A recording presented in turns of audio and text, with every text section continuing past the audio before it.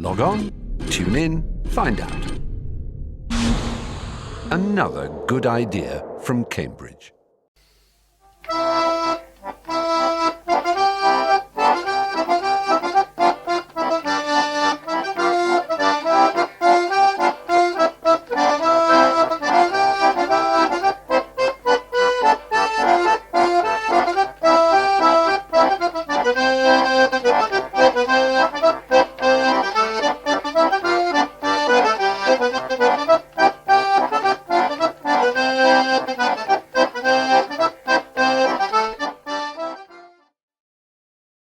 Christmas shoot at Pappas. We used to have it at Christmas Eve. And then so many of the beaters were getting worse for drink. They weren't worth tuppence over Christmas Day, so I persuaded the governor to have it at least 2 days before Christmas. And on the Christmas shoot on this particular year, after it was a custom the keeper would be called in to the room where the guns were having their lunch. When they'd finished and they were on the port, to be called in and read out the lunchtime bag, starting at the bottom, the various, and finishing up at the top with the most. So I'd done this, and he poured me out a big glass of port. There you are, Dick. So I just said, "You're very good health, gentlemen," and they all stood up and drank my health. And he said, "I've got a little presentation to make." And he told the guns the story of this, and he handed me this cartoon that he'd had blown up into this picture and framed. That was when we went shooting at Braxton Park a few weeks before, and took double guns. He said to me in the office, "Have you got your diary?" So I said, "Yes, sir."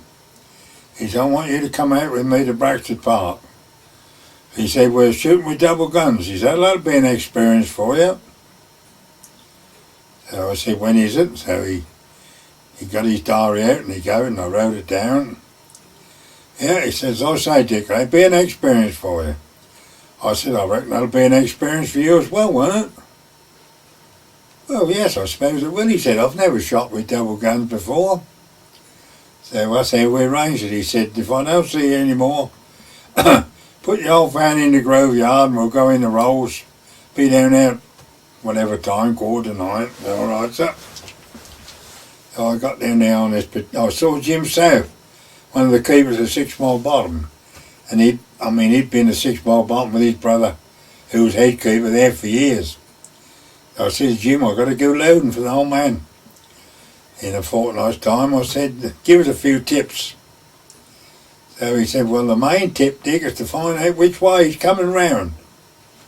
So I said, "What do you mean?" "Well," he said, "is he going to come round left-handed or is he coming round right-handed to change guns?" I said, "I don't know." So he said, "Well, you want to get this organised before you start.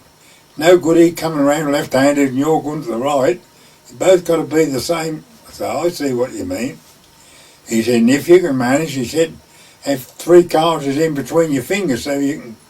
I said, "Oh, I don't think the birds will be so fast and furious." He said, "Well, find out from him," he said, "which way he's coming round."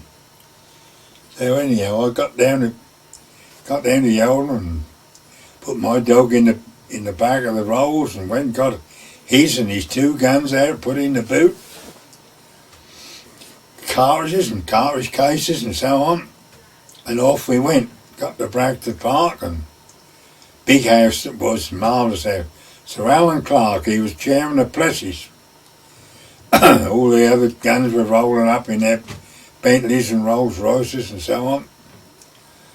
So in he went, I suppose, for coffee and a brandy, I don't know what they had. Anyhow, eventually out they came, and there we stood. We got all the guns all ready on the cart. There was 1 cart for the loaders and 1 van for the guns. Off we went. We got to the first drive. There was the Honourable Gerald Lascelles, the Queen's cousin. There was Sir Montague of Bewley. There was David Brown of David Brown Tractors. There were 2 or 3 more titled people, but I can't remember who they were now. Little David Brown had got a woman loading for him. A little short, stocky little girl, well, I suppose she's in her 30s. Short skirt.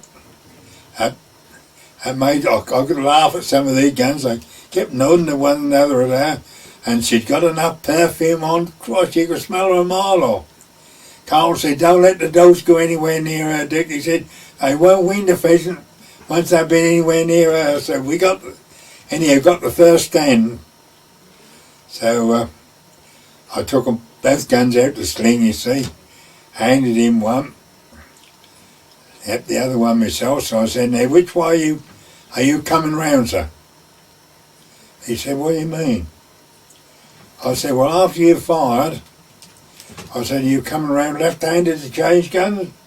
Change, or are we going right-handed to change? He said, oh, I hadn't thought of that. So I said, no. Jim South put me wise, we got to get this organised. He said, let's have a dummy run, shall we? I said, yes, sir. He'll come round left-handed. He come round left-handed and there was a crash of barrels. Oh, blast, that won't do, he said. Let's go round the other way. So we went round right-handed and changed all right with no clash of barrels and them. He said, I'll come right-handed. I said, all right, sir. Now, don't forget, he said, no, I shan't forget. The first shot he had, what happened? Here he was feeling in his pocket to find a cartridge to put in his gun. I kept saying, give us your gun here, give us your gun here. And that's how we carried on. The shooting was atrocious. The titled people like that, I mean, there was old Montague or Bewley, they couldn't hit anything. Anyhow, they stopped for lunch in the wood. The chauffeur or the butler came out with a cart and a hot soup.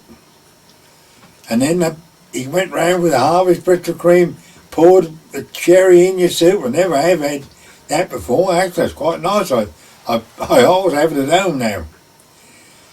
And I don't know, I mean, but the bag wasn't all that big, I think, probably under 100.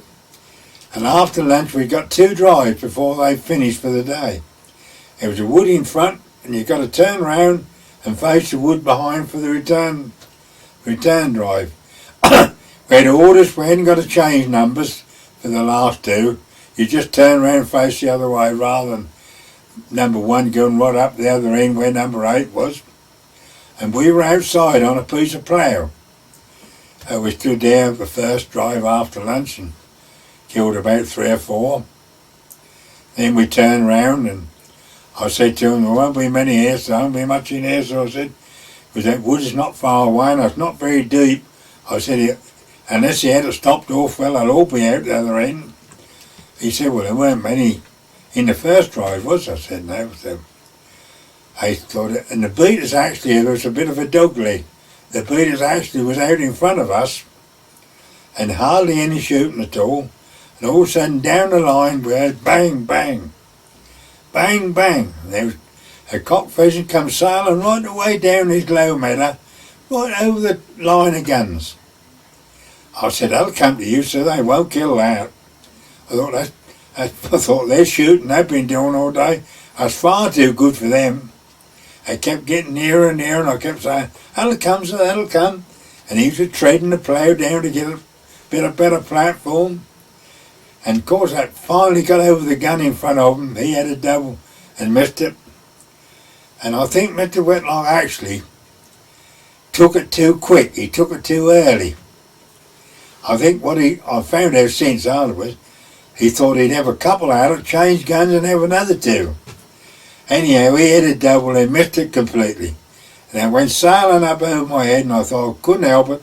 I just up with the gun and killed it stone dead. I heard him say, quick, give us that gun. I said, oh, that's all right, sir. And plonk up went in the field behind us.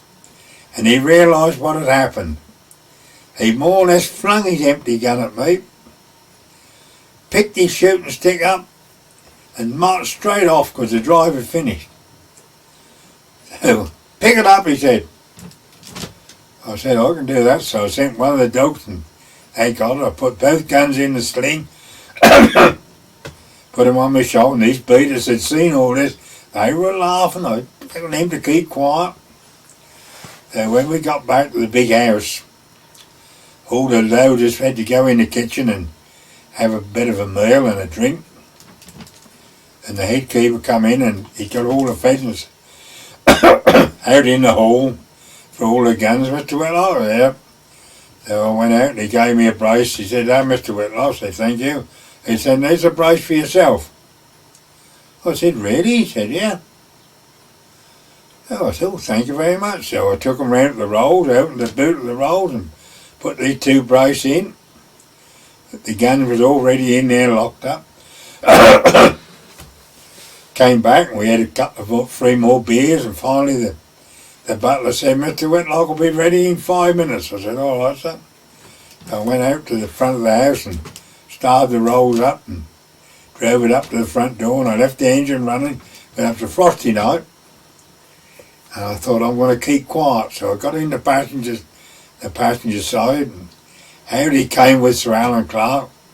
Both the old faces were red. I thought, yeah, they've been having a drink or two. I mean, there's no drinking and driving in those days. So we got in, slammed the door, and off we came. And he never said a word, and I never. I thought, silence is golden, keep quiet. And until we were coming into Cockashall, he said, "Are you in a hurry, Dick?" So I said, "No, sir." He said, "We'll stop and have a drink at the Woolpack, shall we?" I said, "If you like, sir." So we pulled in the Woolpack, a pub near the church. Only one car in the car park. We went in the saloon bar, and there was one man sitting up at the bar, and Carlton knew him. He was the director of Crittles at Braintree, the window people. Of course, they got chatting, pleased to see one another, and I discreetly moved to the other end of the bar and sat at a stool, had a bottle of Double Diamond, and every time they ordered the whiskey, I had a Double Diamond pushed down to me. After about half an hour more, Carlton said, "Dick, we'll get my brace of pheasants for the landlord, will you?" So I said, "Yes, sir." So out I went to the rolls and took his brace of pheasants out, and I thought, well, that looked bad to go back with one brace for the landlord. And that poor old Criddle man ain't got any. So I put my brace in my hair pocket, went back in and handed them over the bar to the landlord. "Thank you, Carlton," he said. "I'm going to hang them in the cellar." And back he came in a few minutes with a bottle of port. "Here you are, Carlton," he said, "put this port in your pocket." "I don't want your port," he said. "Hey, go on now," he said, "I don't want it." "Oh, well, if you don't want it," he said, "I'll give it to Dick," he said. "Well, you please yourself." And then I brought my brace of pheasants out of my hair pocket. Said to this Criddle man, "Will you have these brace with me, sir?" So Carlton looked round. He said, "He's pinched them buggers." I said, "I haven't." "I'll bet you have." I said, "No, I haven't. I haven't given to me." So Criddle bloke said, "I don't care how he got them, Carlton." He said, "I'm going to have them. Thank you very much, Mr. Keeper," he said. Carlton said, "I'll bet you he's pinched them." I said, "I'll tell you I haven't, sir. I haven't given to me." He said, "What he's been up to today," he said, "I wouldn't put nothing past him." Well, then eventually they drunk up. "You ready?" "Yeah." Got to yell at him. He said, "Take my guns and the dog in and clean them and put them away." He said, "Tell Mrs. Whitlock I'll be an hour. I'm going up to the office." I said, "All right, sir." So I took his guns in and cleaned them. I said, "He'll be an hour, madam." She said, "All right." Came home and I never saw him. I never saw him any more to speak to for well over a week. We went shooting over Stetchworth, and his brother said to the head keeper of Stetchworth, "Martin, you go out loading a lot for Lord Ellesmere." He said, "I do, sir." He said, "What would happen if you shot a pheasant after Lord Ellesmere had missed it?" So Bill Martin turned round. He said, "He'd shoot me, I reckon, sir." He said, "What my brother ought to done to that pig," he said. He said, "He didn't shoot a pheasant after him." He said, "He did." He said, "I'd have shot him." So Carlton still hadn't spoke. I mean, he come in the pub that night. He still never said a word, never spoke to me. But on the following Saturday, which was nearly a fortnight afterwards, I happened to go in the butcher's shop to see Vladimir, and I met a farmer coming out who used to shoot every time with us. "Hello, Dick." I said, "Oh, Mr. Wallace." And we stood passing the time of day. He said, I had a dinner party last night. I said, did you? Yeah. He said, Carlton came and I forget who else he said came. He said, we got on the brandy stage. Got on the brandy stage. He said, and Carlton suddenly started to laugh. He said, whatever you laughing at? He said, well, he rolled up. He said, I've just seen the funny side of it. He said, tell us what happened. He said, he related the story how you shot this pheasant and bragged it apart after he missed it. He said, I've been a-tying these last 10 days about whether to give him the sack or not. He said, but suddenly tonight, he said, I could see the funny side. He said, I would have probably done the same in the same circumstances as what he was. He said, because the shooting had been awful all day. He said, and he'd moaned about it all day. He said, I'd have probably done the same. And he said, I can see the funny side of it now. And then when we had the Christmas shoot, he told the gunners there what had happened and presented me with this drawing what appeared in the Sunday Express. That's how he had it framed and all. Now this is what they call a cartridge magazine. In the old days, in the 1800s and the early 1900s, when the Prince of Wales and people of his calibre used to shoot at Elvedon and Holcombe Hall and Sandringham, and they got several thousand birds in a day. There was no transport to get about, only horse and cart. So the loaders would have a cartridge bag on each shoulder, each bag holding 75 cartridges, so that was 150. Then they'd have a little magazine like this, what held 250, so they could go armed with 400 cartridges in their possession for one drive if they need them. And this would lay on the ground. They'd use the cartridges out of the bags first, and if they were getting short, rather than they couldn't use two hands to undo the buckle, they had this special buckle made. They'd just give it a flick and pull it, and that was open. On a cartridge grouse butt, they'd have the same. And then they'd lift it up, and inside was all the cartridges, and they'd just simply pull this up and pull the cartridges out to lift them out by hand. I want some leather on them, and they'll go a bit better. But that was what this leather was for, to lift the cartridges out. And then when they got back to the game cart, they'd replenish and fill them up again. They would lock up. I've got the key to this, only I don't think it locks very well now. I'm afraid to lock it in case I lock it and can't open it anymore. So that's why I keep the key now. But that is a cartridge magazine. And that buckle, I don't think there's many buckles about like that nowadays. You just simply flicked it like that.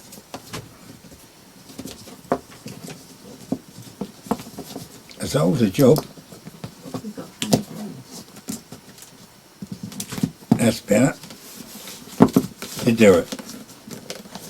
And then you go back to the game cart or whatever, like an old horse and drawn cart where everybody'd have boxes of cartridges in and leave them like that. A brass gaunt, a brass lock and everything. In excellent condition, that is. There's the game book we used to keep with a record of the guns, who shot and remarks afterwards, according to what the weather was like, which way the wind blew. Northwesterly gale in one day here.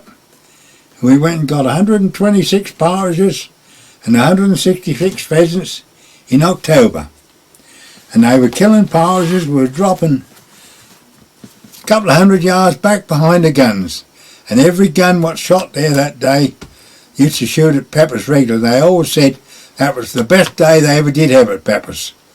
Although we killed over 1,000 one day and 900 on another day, they said that partridge day, 126 partridges and those 100 and something pheasants was the best day they ever did have. And that was the record of the sportsman's record. Everybody was pleased to have one of them. I've been gamekeeping a little while. Carlton said one day, he said, I've got a spaniel coming the weekend. I said, oh, have you? He said, yeah. Because he'd lost his dog, I got run over with a train down at Yeldham. So I saw him the following week. I said, Joe, did you get your spaniel? He said, yes. He said, a game farmer brought all the way up from Dorset. He said, that's a 20 months old, or yeah, something like that. He said, a little bitch called Trilby. Oh, yeah. He said they brought it one Sunday morning. He lived at Halstead then. He said they got there. He said the woman came with him, what had bred it and trained it. He said they got it out the motor. He said, and she put it through his paces. He said on the lawn, throwing a ball and an old rabbit skin stuffed. He said, and blowing the whistle and holding her hands up and stopping it and one thing and another. Yeah, she said, Mr. Whitlock, you can see up, retrieve very well. He said, I know, but any old dog will do that. He said, you get an old dog on the beach, he said, and chuck a tennis court, I'll run and bring it back. He said, any dog will do that. He said, throw that rabbit skin over the hedge and then leave it a few minutes before you send a dog for it. So he said, she went to my high hedge at the end of the garden and flung this rabbit skin high over the hedge. He said, and I never thought nothing about it. I got a pond out the back of this hedge. He said, I thought, that rabbit skin splashed in the pond. He said, right, I'll send the dog. He said, go on, go get it. And off it went, he said, and there was such a palaver the other side of this hedge. He said, back come the dog, he said, with an Owlsbury duck in the, got the duck in the neck, he said, dragging this Owlsbury duck across the lawn, he said, to me, he said, no. Took the duck out of the mouth. He said, that'll do me. He said, that no live came from dummies. He said, so I had it. So we hadn't had it long. And it was a pretty little spaniel, wasn't it, Dolly? Oh, beautiful. She was a beautiful little dog. She wasn't very big. And if the Whitlocks went on holiday or went away, I would have it. And she loved coming up ours. I used to pull up in the van and just go to the door and whistle. She'd tear out the kitchen and jump in the van. He said one day, I'm going to have Trilby mated when she come in season. I said, oh yeah. He said, yeah. He said, they tell me that a bloke live at Tollsby, John Seabrook, got a very good spaniel dog. He said, and I've seen John, I met him at a party. He said we can use his dog with pleasure. I went in after the shooting season had finished, about in the middle of February. He called me one day, he said, I think you can take Trilby through to Tollsby to Mr. Seabrook. I said, all right. So he said, here's his phone number, give him a ring and tell him what time you'll be there. I said, okay. He said, I don't know how long it'll take you to get there, Dick. I said, how far is it? And he explained which way I got to go. Oh, about an hour's ride, I suppose. He said, yeah. Anyhow, I rang Mr. Seabrook up. He said, yeah. He said, I should be home. He told me the first farm he come to was he come into Tollsby. So I took my father for a ride. So when we got to Garland's farm, and out come Mr. Seabrook with his dog. And he said, I've got some waste ground across there, Dick. We'll run them round the waste ground. Well, either Trilby wasn't ready or had gone too far, but every time the old dog got near, she'd turn round and snap at it. And she was more interested in chasing what rabbits there were than she was being mated. We stuck it till John Seabrook said, look, I can't stop any longer. He said, put them both in the van and bring them back, he said. I said, well, we're soon going to have our dinner. I said, we thought we'd go down to the pub and have a bit of lunch, me and my father. He said, all right. He said, well, bring them back now, Dick, shut them in the garage. He said, they might mate in the garage. And we went down to the local pub and stopped there about an hour more. Came back and opened the garage doors and he came out. I said, anything happened? He said, I don't know. He said, I haven't had a look. I said, well, madame. I said, put him in the van again. I'll go over the bit of waste ground. He said, well, you go on your own. So I put them both in the back of my van and stood talking to him a minute or two. When I got in the van, this dog had nearly mated her in the back of the van. I said, hang on, I said, my father, I believe we can manage without going over that bit of waste ground. So I got in the back of the van with him, and sure enough, the dog mated her there and then in the back of my van. So I brought her home. He said, successful? I said, yes, sir, in the back of the van, come to finish. We worked it out when the puppies would be born, and he looked in his diary and said, I should be away then. He said, look, I think the best thing you can do is you have Trilby before she pup. He said, because we haven't got the time to look after her. He said, and she won't want neglecting, will she? I said, no. He said, well, will you ever and have the pups up yours? I said, yes, sir. They're only too pleased to, because we hadn't got a dog. What dog I'd got my father was looking after. So, we had a dog kennel. We had a dog kennel and a run brought up from Whitlocks. And Trilby come along till all of a sudden one night, said to Dolly, I reckon she's going to have her pups. And she had one. We'd got to bed, hadn't we, Dolly? Yeah. We got to bed and we heard her yelp. We hurried out of bed downstairs in our pyjamas. And Trilby had one puppy. And she was scared stiff of it. She'd flung it up in the corner of the kennel. Wouldn't go near it, would you dare? No. And I said, come on, we put it back. And she sort of growled at it. I said, that's cold, little old thing is cold. And I got an incubator in the shed with a couple hundred pheasants' eggs in. Or duck's eggs, I forget, duck's eggs, I think. So I put the puppy in the incubator. I thought, the poor little devil is cold, nearly dead. Kept it in the incubator. Came back, Dolly said she's having another one. Well, she had them so quick, she hadn't got time to chuck them on one side. She straight away started cleaning them. She had 9, didn't she? Uh-huh. And they were lovely little pups, and she turned out to be a damn good mother. So we kept them all the time, brought them all up, and we got about 6 weeks old. I said to Mr. Whitlock one morning, I said, we soon got to start, what are you going to do with these puppies? I said, because we soon got to start thinking about, getting rid of some of them. I said, because they're going to eat us out of house and home. In a fortnight, 3 weeks' time. I said, I began to, because he hadn't paid a halfpenny towards their keep. I'd bought everything. I said, what are you going to do with them? So he said, well, Roy Whitlock, his brother, sat one side of the desk, he the other. He said, oh, you've brought them up, you've looked after them. He said, I suppose I ought to give them to you, and you do what you like with them. He said, only Mr. Ruffle, Frank Ruffle, he said, wants one. He lived at farmer at Castle Edingham. He said, so ring old Frank Ruffle up. He said, get him to come and pick one. He said, and you better let him have his for nothing. He said, and then you can do what you like with the rest. So his brother Roy said, what do you mean have it for nothing? Of course he can't have it for nothing, Carlton, he said. He won't appreciate it, you give it to him for nothing. He said, if you went and bought a sack of corn off him, you went and had a sack of corn off him, he said, Frank Ruffle will charge you for it. He said, you charge him for it. He said, won't appreciate if you give it to him. So Carlton said, well, let him come and have first choice, then, Dick. I said, all right. So he said, and that'll be up to you what you do. You want to charge him, you charge him. He said, I'll wipe my hands. He said, they're yours. I said, well, thank you. So I rang Mr. Ruffle up and I said, Carl said, you want one of his puppies, Mr. Ruffle? He said, yeah. I said, well, I've got him at Toppersfield. I said, will you like to come and take first pick?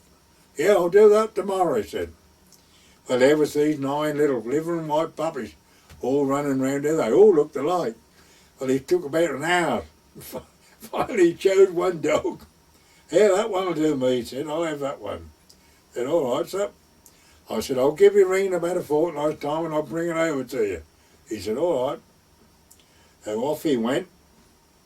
I never told him I was going to charge him for it. So, when I got in touch with 1 or 2 more, and I think a farmer out Tollsbury had one, or Dalton Darcy had one, somebody else, and I was friendly with the Wileys at Carlton. So I was very in touch with Andrew, and Jim come on the phone. I said, I got some puppies here. Jim, I said, if I don't sell them, will you have them? He said, yes, Dick, we'll take whatever you got. Whatever you got left over, we'll have. I said, I'm not charging much, I'm only going to, they were making about £8, 8 guineas, really, in those days. I thought, if I charge 5, that'll do. So when the day came, I rang Mr. Ruffle. I said, I'll bring your puppy tomorrow, Mr. Ruffle. All right? He said, yes. So I took his little dog puppy through the Maple to Cartleddigan, where he lived, and went in the yard, and he got a big old spaniel there. I forget what he called it. I think he called it Victor. Getting a bit old in the tooth. I said, there's your little puppy, and I put it down, and that ran up to this spaniel, waved his little tail. Go, he say, what a lovely little puppy that is. I said, oh, wait, you done him well. Would you like a bottle of beer? I said, thank you, Mr. Ruffle. And he went in the oven, he came out with a bottle of old Ward's beer with a screw top and a pint mug. I was stood there talking to him, praising his puppy up. So I drank my beer, and he said, oh, well, I'll go in. He said, thank you for bringing it. He said, tell Carlton I'll make it right with him down the White Hart. So I said, well, as a matter of fact, Mr. Ruffle, Mr. Carlton's given to me. I said, and that's 5 guineas.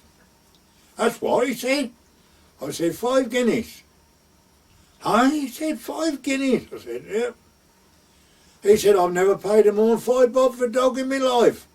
I said, well, as old as the first time, I said, 5 guineas. He went grumbling in the office, and he came back with a big white fiver. Here you are, he said. I said, 5 guineas, Mr. Ruffle. He said, bugger off. He said, I'll see you to hell before you get that 5 bob. And he got to the door of the office, and he turned round. He said, you only had that bottle of beer for the known it. Yeah, we got rid of the others from him. One went down, told Finn. While he's coming, had, I think, about 4 of them. They were, and old Carl said, you'll keep one yourself, won't you? I said, well, I hadn't thought about doing so. There was only 2 bitches. So I said, Dolly, he reckoned we ought to keep one. She said, well, why don't we? Said, your old dog's up your father wouldn't want to part with it. And a friend of mine up the road said he wanted a bitch. So I said, you can have a bitch, Frank. I said, and I'll keep the other bitch. So we kept a bitch. There was no trouble at all, those puppies, were they, dear? No. They used to get up in the morning about 6 and go and feed them with, I don't know, what did we feed them on? All kinds. Sheep's head. Sheep's heads. I used to get sheep's head from the butcher, boil them up, and they loved that sheep's head stew. And Rice. I used to, when they got big enough, they'd tumble over the kennel door, and they'd follow me down the path, all one behind the other. I got an old van with a spare wheel lying in the back. I'd stand on the road while I lifted them in the back, and within an hour or half hour, they'd be curled up in a heap in the middle of this spare wheel. They never were any trouble, was there? No. And gradually we left with that little bitch we chose, and we had her till she was 16. In about a month of 16. She retrieved her hair a week before she died. Marvellous dog she was. Jim Wiley said times, if I'd had her, Dick, he said when she was 10 months to a year old, he said I'd have made a field trial champion of her. She was an exceptionally good dog. Good bitch she was. And then finally we had a letter from her, took her to Jim Wiley's field trial champion. Pine Oaks Sark, her name was. She had 6 pups for that. They all went like hotcakes. Jim said, I want a lot. I said, you can't have more, because I said, I've got a couple of gamekeeper friends want a couple. And he had 4. And apparently Lady Hillwood with a retriever, black Labrador woman. She was friendly with the Wileys. And Andrew Wiley had promised her, he said he wanted one of our Labradors. She brought this Labrador puppy over, and he said, why don't you have a spaniel, lady? So she said, all right. He said, look, I've got several litters of spaniels in the park. You come and choose one of mine. And she called it Highwood Andy, after Andrew Wiley, because her prefix was I would. And that was about a year old. She brought her to Jim. She said, I reckon Andy, she said, show promise at a field trialer. She said, I'll leave him with you 6 months. Jim said, all right. He entered in a trial at Ratton that came 3rd. He entered in another one that came 2nd. Another one at 1. He took it up to Scotland for the Spaniel Championships. He was winning or lying 2nd on the first day. And Lady Hillwood had an American go up to her in the hotel and he said, could he buy that Highwood Andy off of her?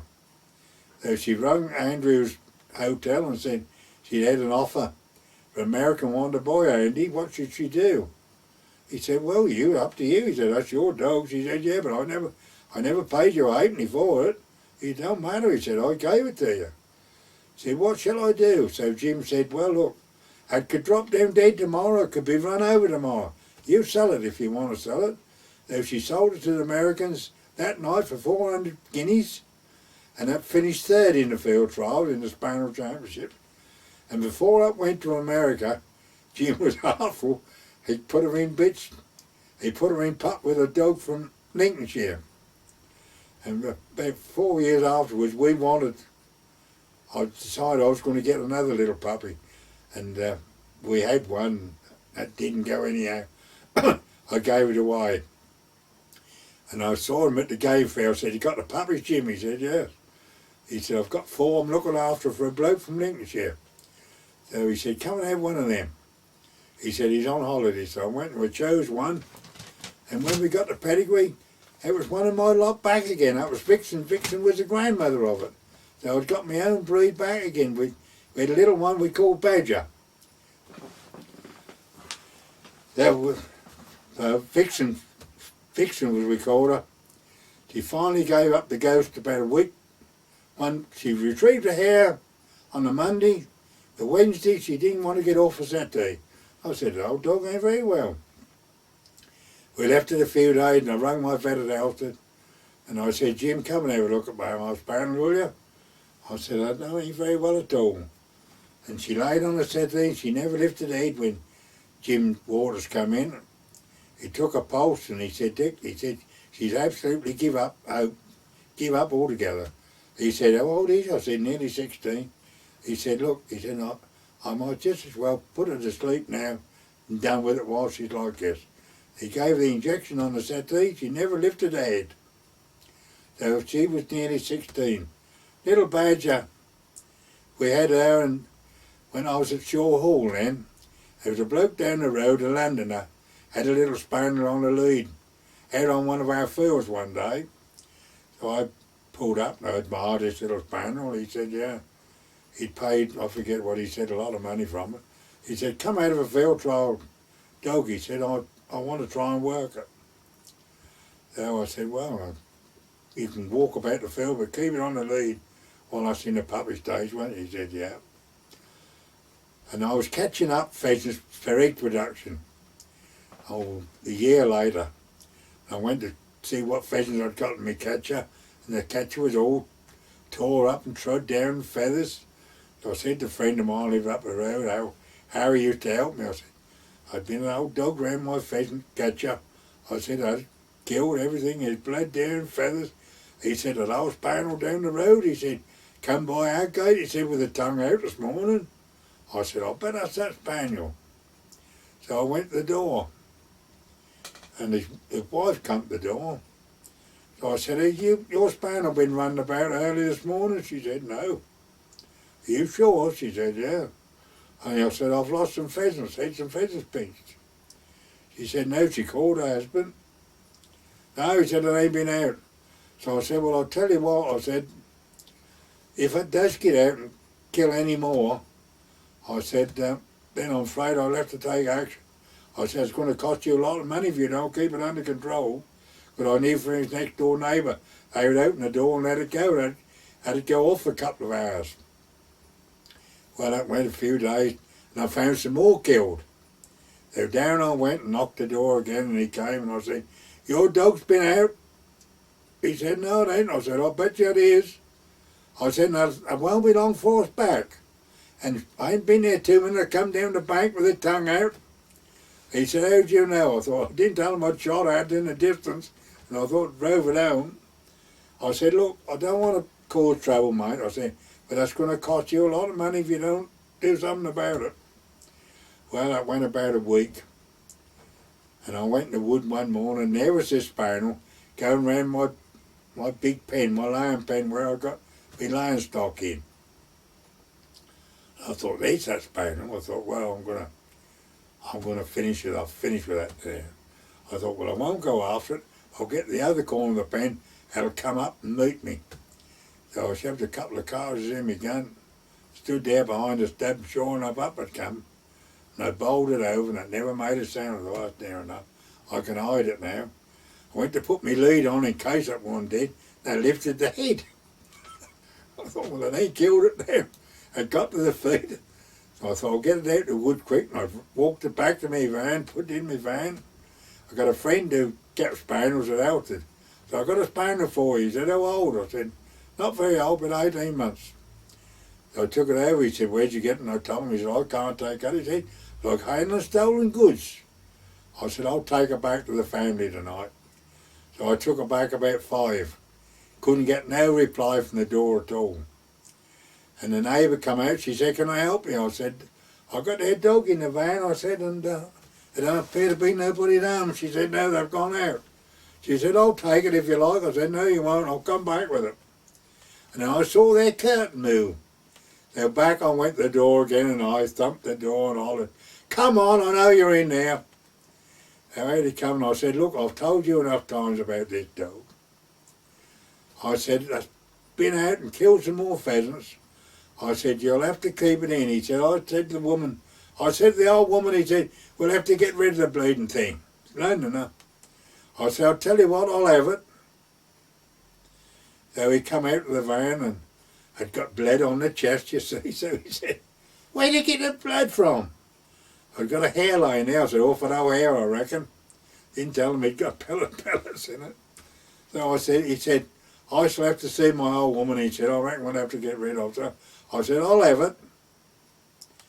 So he said, well, come round tomorrow morning. He said, I'll see what she says. So I went round the next morning, and he said, yeah, you can have it. So he called it, and I put the lead round its neck. I said, I'll have the pedigree, please. He said, no, you ain't going to have the pedigree. I said, excuse me, I am. He said, no, you're not. I said, if I don't get that pedigree, I said, I'm going to report you to the kennel club. I said, because that pedigree is the dog's birth certificate. Nothing to do with you. You give that dog to me, the pedigree go with it. That frightened him. He went straight in and got it. The mother was a field trial champion, and so was the father. And they called it Tinker. No, I called it Tinker because that came Tinker's Green. I said, and Tinkers are bloody rogues and vagabonds. I'll call it Tinker.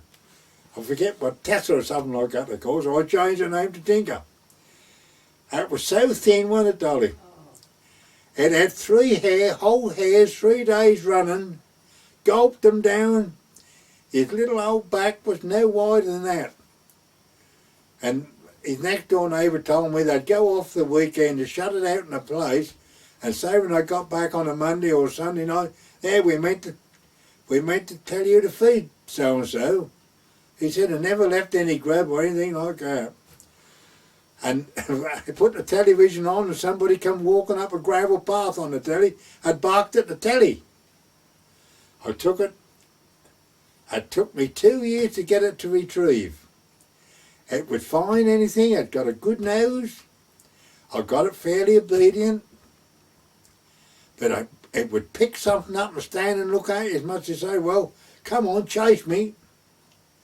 And do you think that would come to you? It wouldn't. 2 whole years I took that. I took it to Spainshall, Finchinfield shooting. I took it to various other places where it went picking up. It would go in a ditch. And you knew it got the feeding in the bottom of the ditch because you could see it. I used to send little badger in to get it, bring it out, until the 3rd year was a Spainshall Finchinfield, and a hen fisherman went by me with the leg swinging, and I marked it in a ditch. And Tinker watched it all the way. He said, go on and Tinker, go and get it. Tinker went in and checked where it went in. To my surprise, came out with it in the mouth and came belting back to me with it in my mouth. Let me take it straight out the mouth, and that dog never looked back after that. That was a damn good dog. You could put it in a ditch, and that would keep in that ditch. It didn't matter what pheasants flushed or how many shot them outside. That didn't worry Tinker one bit. Long as he was hunting, long as she was hunting, that was all she worried about. She kept in that ditch ever so well.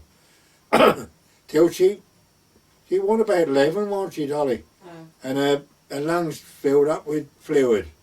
I got the vet out one night, and he came in here. He said, "I'll give her an injection, see what that's like in the morning.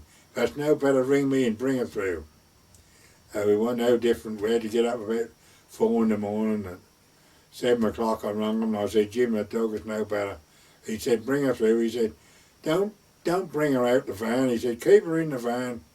He said, "Back her down the yard." He said, "And I'll put her to sleep in the back of the van." And she laid in the back of the van to sleep, and she never woke up. So then I said, we're not having any more. We won't have more dogs, getting too old now. Jimmy Ruggles Price, Sir John's nephew, rang up. He said, "Dick, I'm having my dog's teeth out. The vet's a Saffron Walden, and he got a nice spaniel in there, 16 months old, that somebody had brought in to be put to sleep.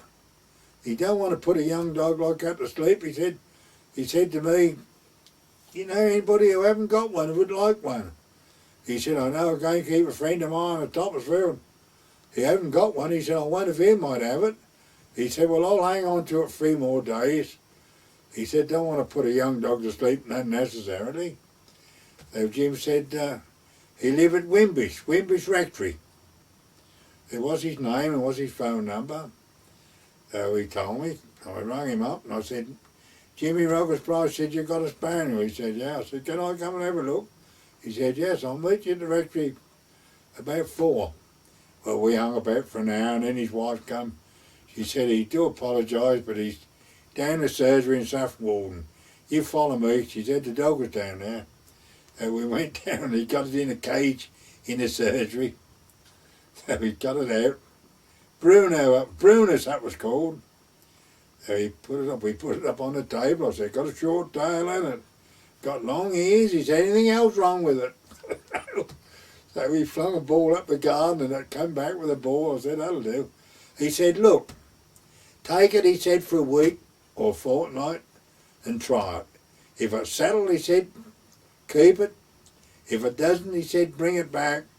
He said, "And we've lost nothing. I can put it to sleep then." So I said, "All right." So he said, "Have you got any cats near you?" I said, "Oh yeah, cats all round." He said, "They do watch it with a cat." He said, "It's a bugger for cats." So the next morning I put it on the lead and went out the gate. I thought I'll take it up the lane for a walk. So I got up the lane a little way and there was a ginger cat went across the road. I started to run after it and I'd got a stick in my hand. I brought the stick down quick on his backside and it yelped and looked at me in surprise and I say, "What's that?" You know, that never attempted to chase another cat. I wouldn't attempt to chase a rabbit and I wouldn't attempt to chase anything what ran. I got a little tap on his backside the first time done that dog. And that was the same. We found out afterwards from somebody we met at a party that belonged to a dentist, wasn't it, Dolly? Yeah. Dentist in Saffron Walden. He was a solicitor, she was a dentist. They would go off mornings and leave this puppy in their house. It tore 2 kitchens up. And they finally got so fed up with it, they took it to the vet to put it to sleep. So she said, "Was it tore up or yours?" We said, "It ain't tore anything." And they couldn't believe it, could they? No. And that was the same. That wouldn't retrieve. I would pick up, stand and look, might say, "Well, you want it, you come and get it." Took another 2 years to get that one to retrieve. And finally that was no bother. Once they got an act that you wanted it back, that you wasn't going to run after it, because the children, I suppose, had flung a shoe and I picked it up and they'd all tore after it to run about for it. I think Bruno, we had quite some time. Oh yeah, years. Yeah, several years, yeah, till we had to take up one night and had to put to sleep. We said, no, we won't have no more. So I'd finished with us, the dogs then, because I'd gone gardener up there. I left Sainsbury's and gone up part-time gardener up the big house up the lane I was in. So 67, 68, something like that. And no one had them more, so I never had them more after that. I told you, did I tell you that when I came home from going to America on a tanker, he told me that bit anyhow. And when he asked me, would I like to be gamekeeper, he said, I hear you're the biggest poacher in Dartford. And I said, I haven't been had up for poaching yet, so he said, only a question of time. I said, well, that remains to be seen, doesn't it? He said, well, I think I want somebody like you. So I said, all right, we'll take it up. And that's how I come to get into keeping. He looked round my pheasants one Saturday night, and he came out the wood and he said, well, they look extremely well, sir. They're extremely well, Dick. I said, thank you, sir. So as he got in his Rolls Royce, he said, you seen old Joe Miles of Fincherville lately? I said, no, sir. He said, why? I said, last time he had time, have I said, time I get home from seeing the safety to roost, I said, it's 9 o'clock and getting on for 10 at night. He said, you haven't fell out with old Joe, have you? I said, no. He said, look, I said, I've got 6 huts here, sir, with 100 in each hut. I said, I have to shut them up every night. I said, I can't shut them too early because I'm afraid they might fly around and put the paraffin lamp out. Ah, he said, you can shut them up one night at 8 o'clock instead of 9. He said, you ring Joe Miles and you go home and tell him you're going to take him out one night next week on me. He took his hand in his wallet, he gave me a fiver, he said, you tell Miles that I'll pay for your expenses, your drink for the night. All right, sir, thank you very much. So I came home, picked the phone up, and I said to Joe, Mr. Whitlock, give me some money. I've got to take you out one night next week. He said, well done, him. Bring Dolly, he said, she can keep my missus company. He said, and we'll go out for the night. So I picked him up the next week. And I said, where do you want to go first? He wanted to go to the Fighting Cocks at Sanford, Little Sanford. Did you know that, pub? He said, I want to go to the Fighting Cocks. So we took him to the Fighting Cocks. We called in about 5 pubs that night, and we got back, and Dolly and I were having a bit of supper. He said, have we got enough money for another night out? I said, yes, we have. Yeah. And another time, he called me in the office. He said, it's not very often I listen to Tickle Tattle, Dick. So I said, oh. I thought, I wonder what's coming. He said, but I was told this morning, he said, your van was seen outside the wagon horse at Yeldon at 2 o'clock this morning. You left the wagon horse about 2 o'clock this morning. So I thought, it was no good denying it. Somebody must have seen it. So I said, I think that was 20 past 2, so by the time I left the wagon. Well, whatever time it was, he said. I said, well, Baker came over, our keeper from Newmarket. I said, I don't see Baker very often. He got Jim South from 6 Mile Bottom with him, another keeper. I said, and when they closed the pub, I said to the landlord, I went to school with the landlord, you know. I said, his wife generally gets us a bit of bread and cheese. I said, Dolly, help her clear up and wash up.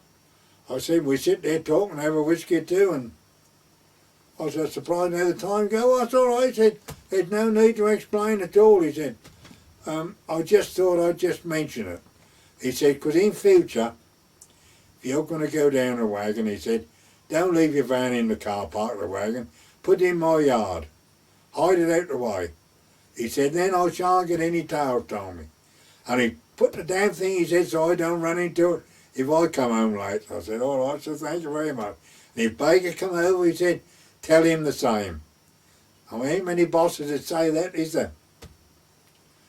Give you a drink like that, no. And he looked, another night he came and looked at him, another year later.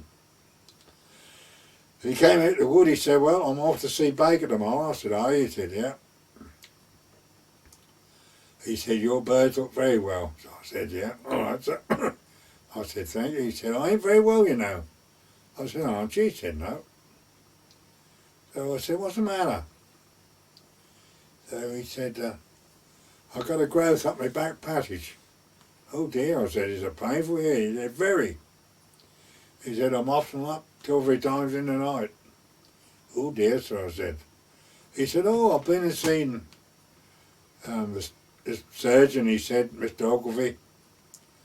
He said, and he want me to go in straight away and have operation.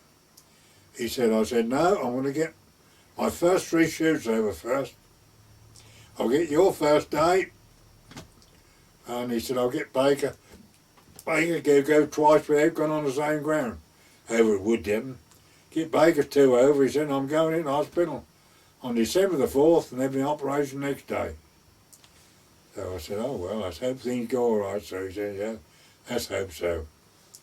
So we got my shoot over and we went to Newmarket and we had the Baker's second one on the 3rd of December and he went to hospital on the next day.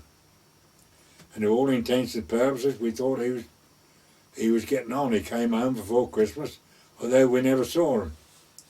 But on the New Year's Eve, on the New Year's Day, he's supposed to went to Darbo's at West Ratton. And of course he couldn't go because he was still in bed. So I went picking over at Darbo's, and that was a cold east wind blowing. We went in the Chestnut pub in West Ratton for lunch. We had a few beers and a few whiskies, and what with the north wind a blowing, one thing, the east wind a blowing. I got back because Dolly'd gone down to help Mrs. Whitlock that afternoon. So I arranged for me to pick her up when I come home. I pulled in his yard and Dolly come out. She said, Mr. Whitlock, want to see you. I did. He said, yeah. He said, he's a bed. She said, now don't look shocked. I said, why? She said, he looked terrible. She said, don't look shocked, don't take any notice. He just said, I want to see Dick. So I went upstairs to the bedroom, and there, when I'd left him in December, a big, strong, red-faced man, weighed about 15 or 16 stone. He put his hand out to be to shake hands, and his little hand was all skin and bone. He'd gone down to nothing. He said, where have you been today? I must say you look very well. And I felt really ashamed of myself, thought.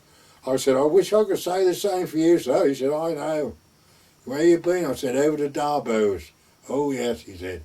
I should have went there, shouldn't I? I said, yes, you should. He said, how many's you getting? I told him. So we took talking a few minutes, and I said, have you had anything to eat? He said, no, I don't fancy nothing. I said, would you like me to shoot your rabbit? Because he loved rabbit pie. And a little smile come over his face. He said, no. He said, that'll probably be the first thing I shall ask for.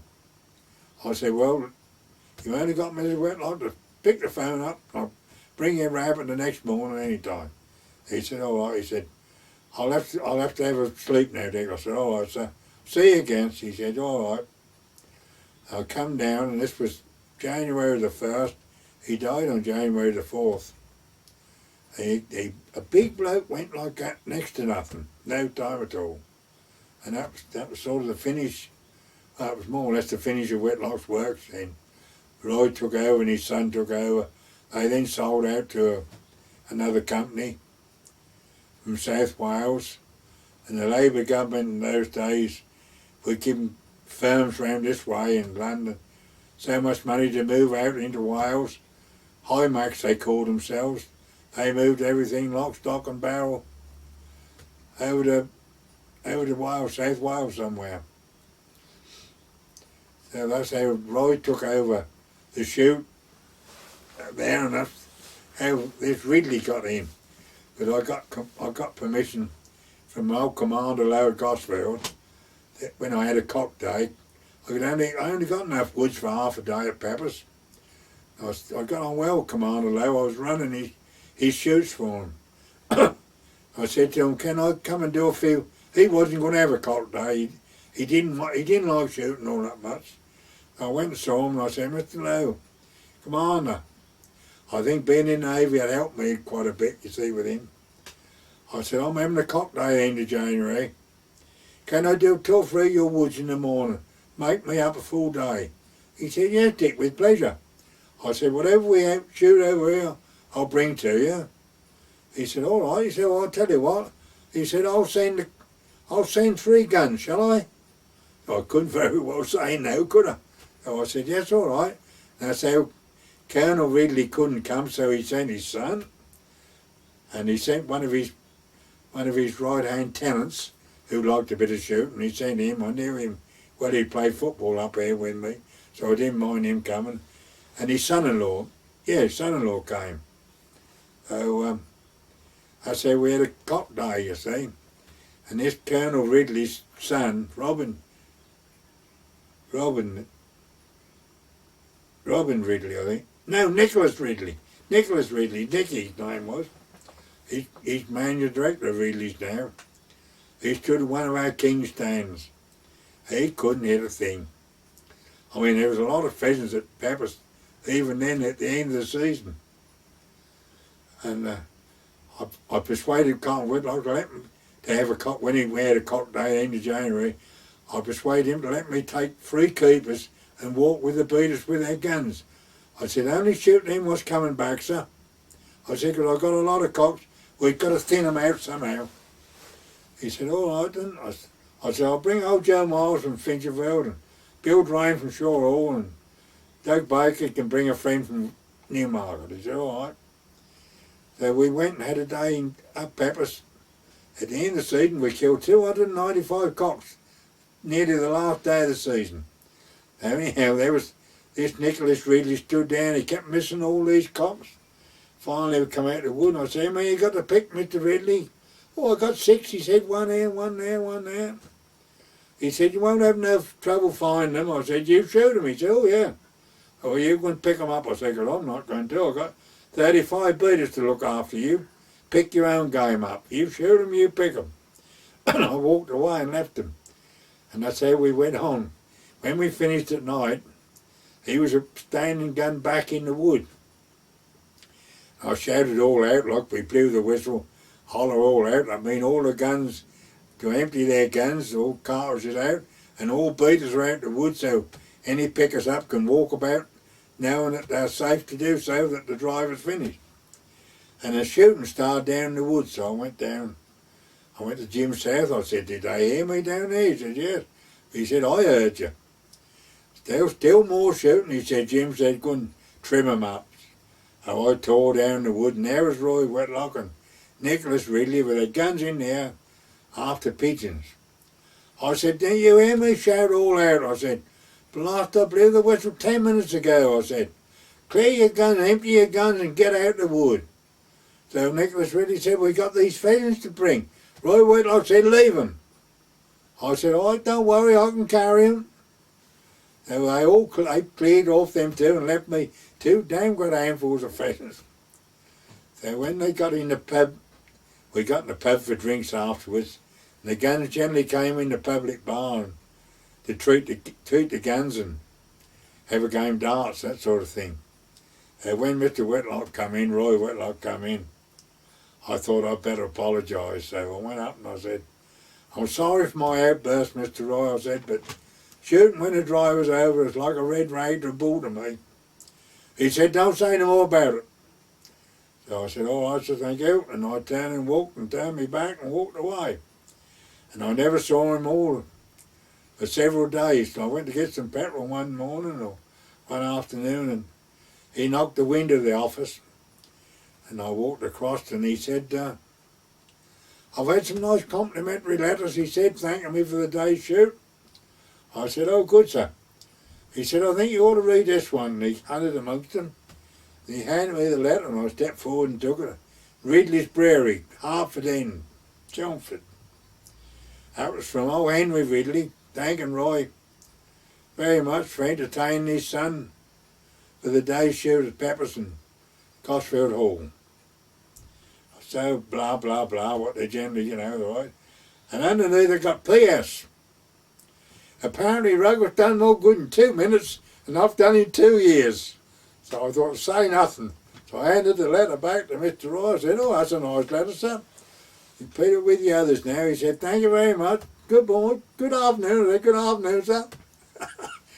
But we got on all right. I mean, there was no animosity at all. We got on all right, like house afar after that.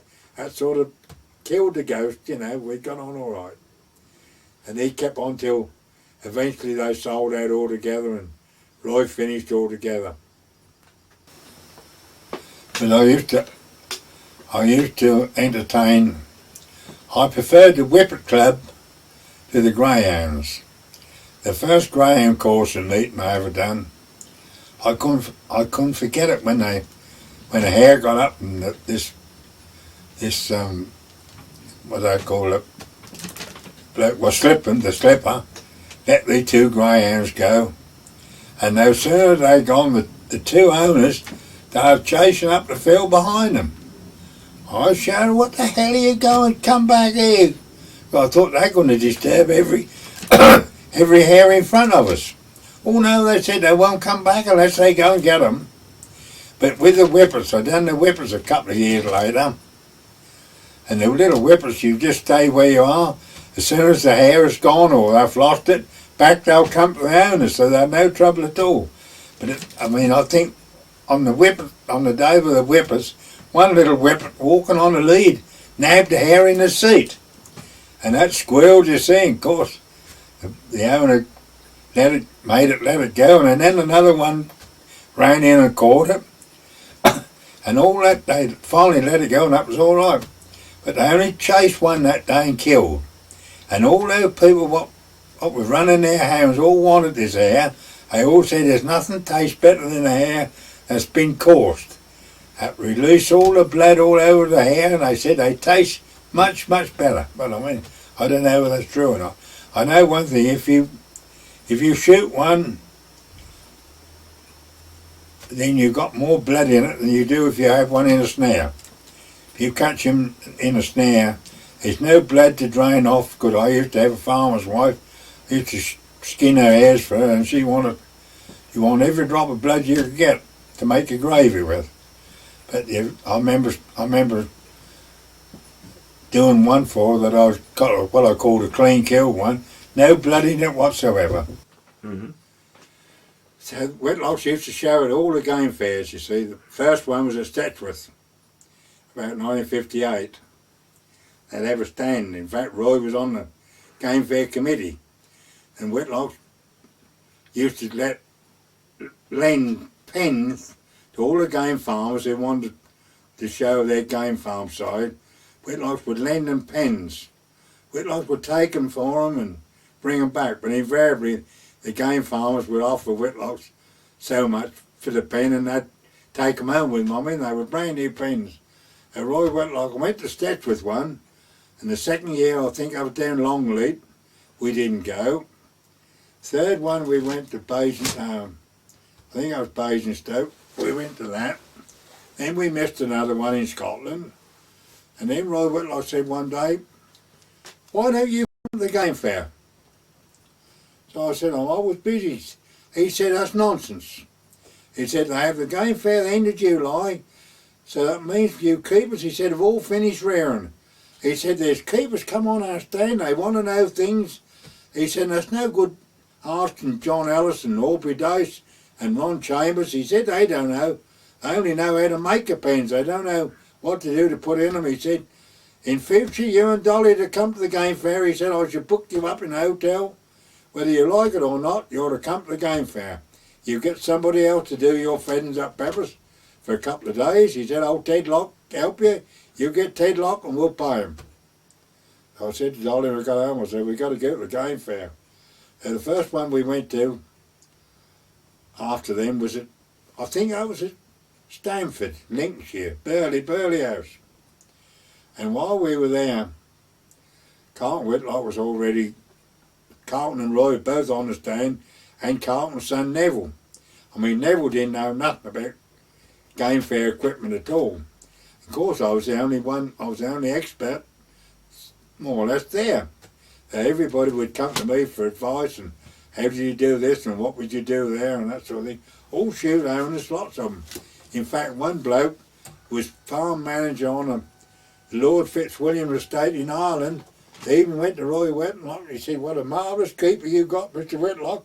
Have you any objection if I go and offer him a job in County Wicklow?" Roy said, "No, I've got no objection, but I don't think you'll go." He said, "He's just the sort of bloke I want." Anyhow, Carlton and Roy had gone to lunch with somebody. I said, "We shall be about an hour." I said, "All right, sir." "You all right?" I said, "Yeah, we're all right." But we got a stand and different keepers would come on, I know. I'd say, "Give in the tent, I'll give you a drink." Roy said, "I don't care how many gamekeepers you bring on the stand, Dick." But he said, "I don't want them stopping there all day. Give them a couple of drinks by all means and tell them to clear off. Even if they come back 2 hours later, I don't mind. As long as they don't sit in the beer tent all day." I said, "All right, sir." And Neville come out, he said, "Where's Father, Dick?" So I said, "Oh, he's gone off to have lunch." "Where's Roy?" I said, "He's gone with him." "How long are they going to be?" I said, "I don't know, they're only just gone." He said, "I've got Joe Bamford in there." He said, "I don't know what the hell to talk to him about." So I said, "Oh, well," I said, "I won't be back yet, Neville." That went about quarter of an hour and he come out again. He said, "Aren't they back?" I said, "I told you he won't be back." He said, "I don't know what the hell to say to Bamford." I said, he said, "And he wants some equipment." He said, I said, "Look, I'll come in. You call me over, will you?" So he said, "Yeah." So I went in the stand and got myself a small bottle of beer, and Dick said, "Just a minute, Dick." Neville said, "Just a minute, Dick. Will you meet Mr. Bamford?" So he stood up and we shook hands. He said, "That's our gamekeeper, Dick Ruggles." So he said he's inherited some land, Dick, and from an old aunt, and he wants some equipment. I said, "Oh, do you see?" He said, "Yeah." I said, "How many do you want to rear to start with?" "Oh," he said, "about 1,000. I said, which method do you want?" He said, "Well, I want some underbroody hens and some underbrooders." He said, "I'll have day olds from a hatchery."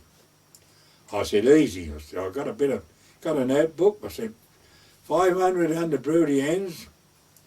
You want so many pens and 500 in brooders. I said, "You want five brooders, 100 in each brooder." So he said, "All right." So I wrote it all down, and he was copying what I put down. We went through the lot, everything he wanted.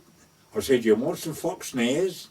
How many do I want?" I said, "Well, I generally keep 6 dozen going." I said, "But start off with a couple of dozen." I said, "You can buy them from anywhere, not necessarily us." He said, "All right." So he put down 2 dozen fox snares. We were selling the jam pots and jam pot fountains when Carlton come in. "Hello, Joe," he said, shook hands, and Joe got up and shook hands. He said, "Will I get you a drink, Joe?" He said, "No, thanks." He said, "Carlton, if you don't mind, I'm just finishing talking with Dick." He said, "Oh, all right, Joe." So Carlton went up the bar and got himself a drink, and I carried on. I said, "I think that's a lot then, Mr. Bamford." He said, "Do you know who I am?" So I said, "Yeah, Mr. Bamford." He said, "No, I mean, do you know what I do?" So I said, "No, I don't." "Wait a minute," I said, and all I could see down at Whitlock's old paint shop was a damn good old-fashioned grass mower with a horse going round in front of the grass mower and an old boy sitting on the iron seat and cutting the grass with a blade. I said, "Grass mowers, Bamford, grass mowers." He said, "Grass mowers, you bloody fool." Just like that, "Grass mowers, you bloody fool." He said, "I'm the boss of JCB Diggers." I said, "Who are you?" He said, "I knew you didn't know." I said, "Oh, I ain't got a clue." "Carl," he said, "come here." He said, "This bloke is the best salesman you got in your works." He said, "He didn't care a damn who I was."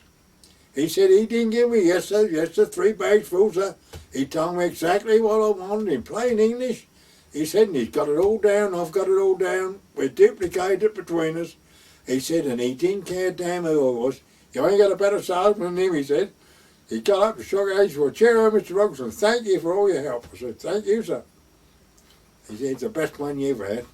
About a fortnight later, he run through the Whitlocks.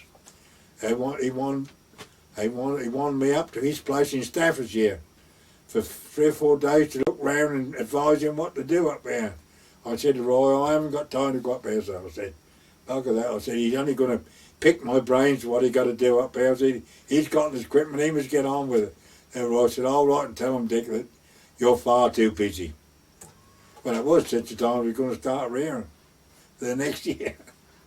But he was going to have an 8 foot, he said, I'll keep the foxes out. He said, I'm going to have an 8 foot paling fence, iron fence, go round the whole lot. I said, okay, we do. I bet your fox will go over the top. Well, we shall see. I never did know how he got on with it.